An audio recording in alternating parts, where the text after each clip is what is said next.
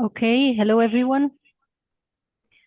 Thank you for joining us today.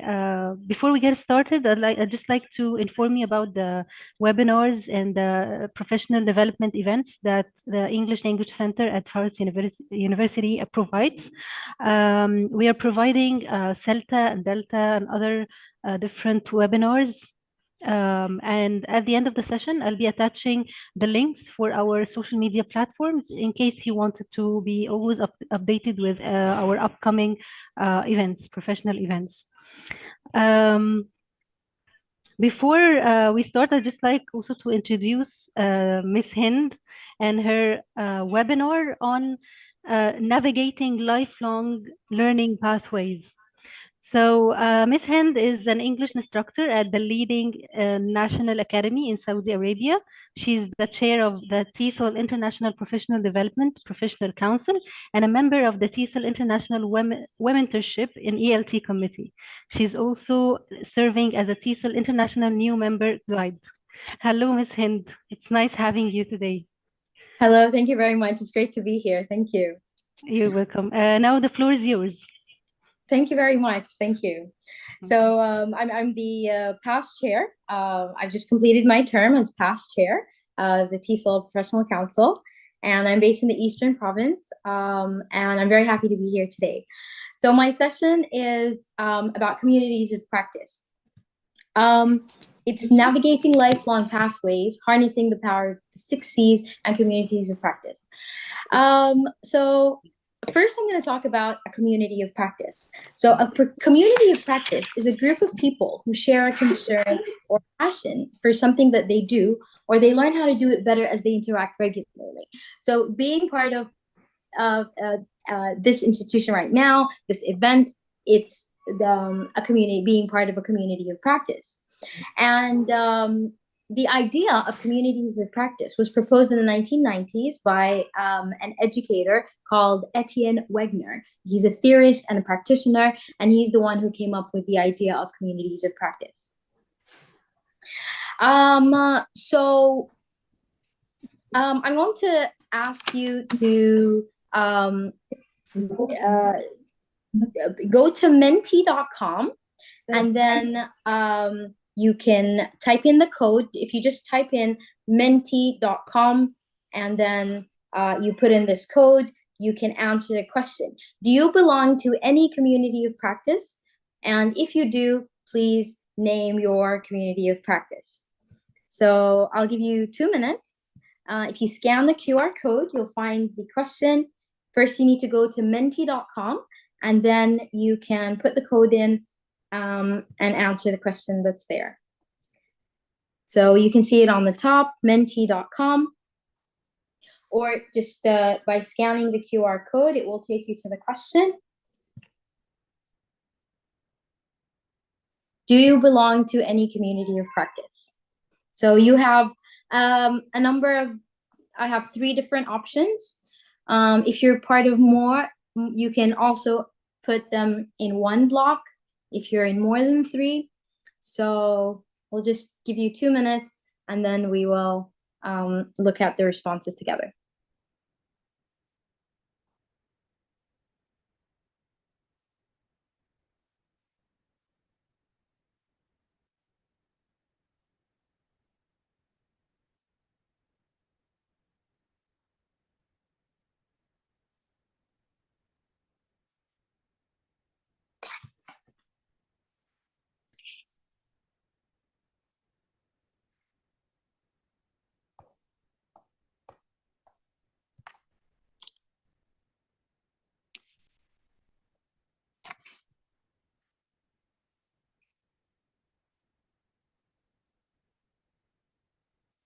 Okay, I can't see any responses yet. Have you managed to submit? Is the link working for you? Can you see the responses in the chat box?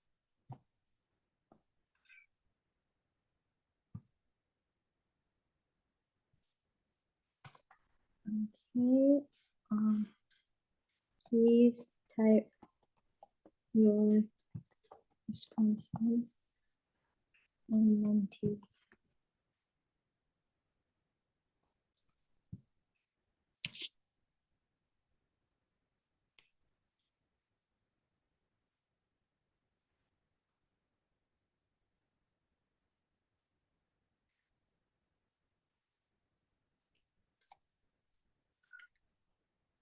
Are they able to access the link?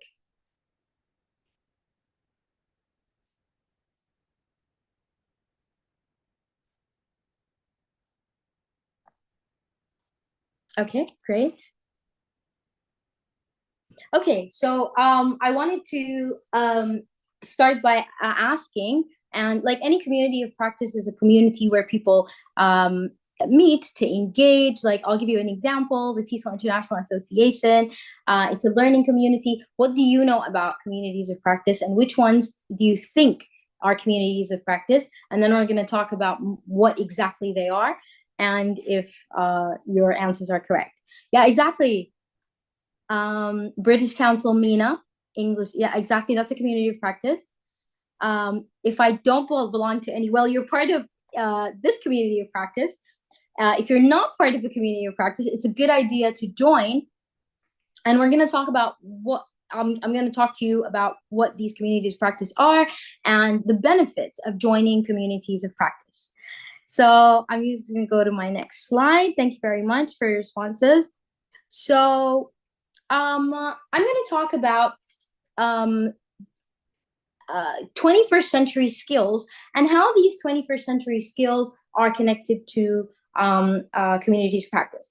So first, I'll give you a little idea about these 21st century skills, and then we're going to talk more about communities of practice, what they are, the benefits, and how they're connected to 21st century skills. So, okay, so the Partnership for the 21st Century Skills identified 4 skills that are important in the classroom. These skills are also important for people in communities of practice. These are called the 4 C's of learning, of education. These skills are communication in communities of practice, like this association right here, TESOL International, IATEFL, there's communication. It also happens in the classroom. People share ideas, they share thoughts, they share solutions, they discuss ideas. Collaboration, people work together to reach a goal. And our goal here is learning, sharing ideas, connecting with like-minded professionals, putting talent, expertise, and smarts to work. That also happens within our classrooms, where we teach our students to collaborate, work in teams, work together, and that prepares them for the workplace. Critical thinking, looking at problems in a new way and linking learning across subjects and disciplines. So we teach our students how to think out of the box. In communities of practice, we also work together, think about innovative ways to present, innovative ideas in education, finding solutions to problems, like, for example, teaching online. When we first started during the pandemic, people had to think, work together, and reach a common goal. Creativity, trying new approaches to get things done. And a good example of creativity is something that we have, which is the British Council Elton Awards, where you can submit an award for innovation. And what we look at in these awards is innovation, creative ideas, creative tools, and strategies that can be used for teachers in the classroom. So these are skills that are needed in classrooms, and they're also applied in communities of practice. We also have additional skills that are needed, which are character education and citizenship. And these are things that we focus on mainly in the classroom. So now I'm going to start talking about communities of practice and how they started. Etienne Wagner stated that we all learn on the job, or at least in the specific context we operate within. And that happens when you start a new job and you're not really, if it's not your major, but people, and that happens in some cases where people just learn by practice, by observing other people. And normally when we're in education, when you start as a new teacher, you're always shadowing someone else who's more experienced, a new learner just observing. And that happens in communities of practice as well. When you join an association, you start by just observing, learning more about the organization, learning about the different interest groups, for example. In TESOL International, we have different special interest groups. We have communities of practice. We have councils, professional councils, where you can just observe. And a new learner, as you can see in the picture, is on the periphery, just watching, observing. And this is at the beginning. Situated learning is then the area where people engage with one another to gain new knowledge and understanding. So when you start by joining an association, there are always people who are more experienced who reach out to you and tell you how to get more involved. You start gaining knowledge. You find yourself interested in a specific area, like it could be, as I said, I'm going to give examples of TESOL International Association because it's my professional home. So you can learn about different councils, and then you start gaining interest. Which one do I see myself in? So by engaging with other members or learners within the community, we gradually start moving from the periphery to the core. The core, I see the core, the TESOL core, as the TESOL board, where you have the president and the TESOL board members, and new learners start slowly moving from the periphery to the core. And there are lots of different areas where you find yourself. You might stay in the periphery. You might move quickly to the core. You might move forward and then stop for a while and find yourself interested in being in one specific area. So that is what happens in a community of practice. So these communities of practice happen everywhere, and we're involved in many of them in different places. At work, we're in a community of practice. At home, in some groups, we are core members, and in other ones, as you can see, we're at the margin, just like the previous picture that I showed you previously. New member learners, the core, the periphery, and then you start moving to the core. So we're all part of communities of practice, and we've all heard the word community. A community is not necessarily a community of practice. So what is a community of practice? We are in different communities, but we're not actually consciously aware of them, and we're not consciously aware of our engagement within these communities. For example, a community of practice, I could be in a staff room having a conversation with other teachers about an English strategy. We might talk about a certain teaching situation, but not any gathering is a community of practice. So let's see what a community of practice is. As I said, they can happen everywhere. They can be social media platforms, Twitter chats, a place where educators gather to share ideas and best practices. There are different characteristics of communities of practice. Some of them have names. Some of them don't. Some of them are formal. Some of them are informal. It's important to know that not everything that's a community is a community of practice. For example, a neighborhood is a community, but it's not a community of practice. So let's look at the most important things that make a community of practice. There are three main points or elements. A domain, which is an area of shared interest and key issues. So what are we all interested in here? What are we all here for? We're all here for learning, sharing ideas, communicating, networking. That's a domain, an area of shared interest in English language teaching. There's a community. We have a group of people who are members, and they interact regularly. I've seen many of the webinars that were hosted here. So here we have a community.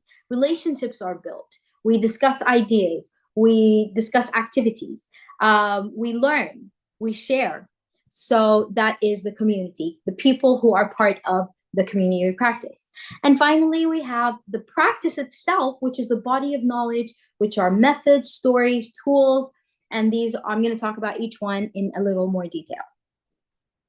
So Etienne Wagner stated that communities of practice are groups of people who share a concern, and we said that our concern is English language teaching, and that's called the domain. It's a passion for something they do. And how do we do it? How do we improve? We learn better by interacting regularly. So learning better, which is sharing ideas, learning from each other, improving our skills, that is the practice. For example, you might you might have a conference. The first year you do it, you interact with other people, you learn how to do it better. The following year, the conference is much better. You learned about more, different strategies, better tools, better platforms. So that's how we learn how to do it better, and that's a practice. And how do we do it? By interacting regularly, interacting with other people, getting feedback, asking about what they thought about the conference, about the platform, discussing it with other community, other members of maybe other associations. And that is what a community of practice is made of, these three key elements. So as we said, the domain is having a group or a network. It's not only a network because you actually get to connect with other people, discuss ideas, share ideas, learn. It's not only a network of people you interact, you learn, and it's really such an interesting, it's very interesting to be part of such a community. Members need to be committed to the domain, and they need to be committed and competent. And that's what makes them different and unique. I always have people telling me, why are you part of these organizations? You don't get paid. But if you're committed and you actually want to be there, that shows you that you're really passionate about it, and it shows your commitment and dedication. So the commitment is really, really important. The community, as we said, we have members who collaborate, they share ideas, share information, they help and support each other, they build relationships. So that is very important. And you can't have an organization with no members, right? So the community is really, really important, and it's important to get your members engaged. The practice, we share resources. It could be newsletters, updates, links to different teaching strategies from different websites, from TESOL Association, books, and these things are developed, they're shared, and it's an ongoing process. So now I'm going to talk about dimensions of communities of practice. We have joint expertise, which is a domain, mutual engagement, engaging with the community, and shared repertoire, which is the practice, sharing ideas, sharing different strategies, and engaging. So when I talk about mutual engagement, it's not just one conference or one event and then nothing. It has to be ongoing. You have to keep sharing to grow, develop, and through this interaction, through this engagement, you're going to interact with other people, learn more ideas. It empowers us, enables, enhances our skills. Through the interaction, you shape the culture and its practices. If you have a community of practice and there's no engagement, for example, I've seen many communities of practice that have started, and the first session was amazing and it went really well, and then the second session went a little downhill, and then there was nothing for years. So that there's no engagement with the community. So mutual engagement is really important. Shared repertoire is the common purpose that binds people together, which is English language teaching. We have an understanding and a domain of practice. Like, for example, let's go back to TESOL International Association, knowing that there are different webinars, there's one annual convention at the end of the year, there's a TESOL Lounge Live where people can interact, other events, Take 5 with TESOL, so many other events in the middle where people get to interact, have the same purpose, and learn and share ideas. Shared repertoire, which is the continual professional development, improving our skills, our techniques, and the community builds its own set of resources and data, and it shares this information among members. So, why do people join communities of practice? So in the chat box, if you can type why people join communities of practice. I'll just go to the chat box. Why do people join communities of practice?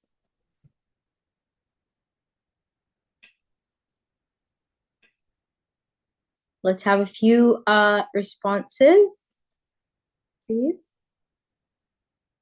So there are many reasons why. Absolutely, stay updated and connect to the domain. Yeah, absolutely.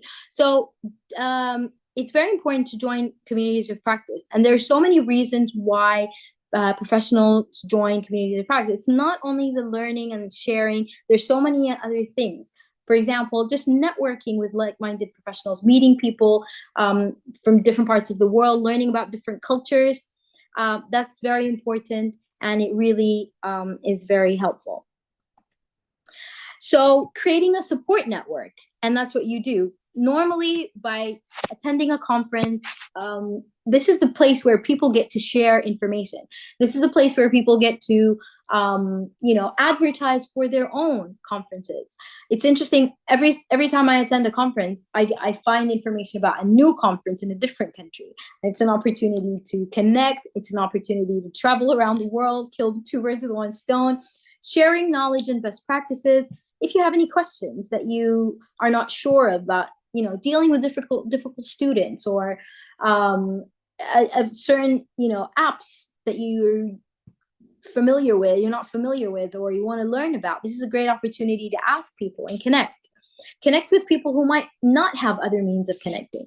When you're interacting with people in a community of practice, this is the best place to ask questions, share ideas, concerns, and it's a safe space. Enabling dialogue between members, sharing useful resources, providing a shared context for people to communicate and share information. The best thing about it is that everybody who's there, all the members of a community of practice, are there for the same reason. So your interests are their interests. So that's the best thing about being part of a community of practice. So here I'm going to talk about a few things, and if you can tell me if you think that these are communities of practice or not. So for example, if you have a professional learning network for teachers, is this a community of practice? If you think about the 3 points that we mentioned, the domain, I'll go back to them just so you can, so we have, here they are, the domain, community, and practice. These are 3 key elements that are needed in a community of practice. So in the chat box, if you can type your responses, if you think that this is a community of practice or not. Make sure that you remember the domain, community, and practice.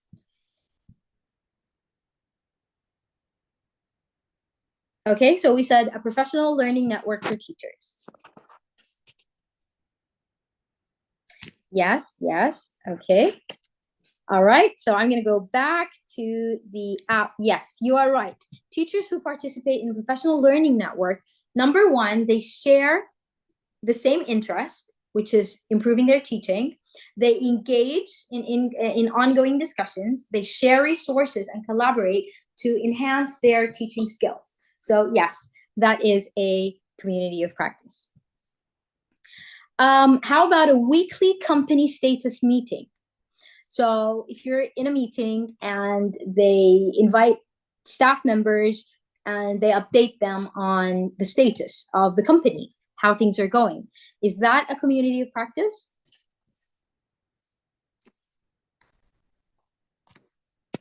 Okay, I'm gonna go to the chat box. Okay, yes. Okay, we have responses. I think yes. Okay, it's a little bit tricky because you see people who are interacting and they're discussing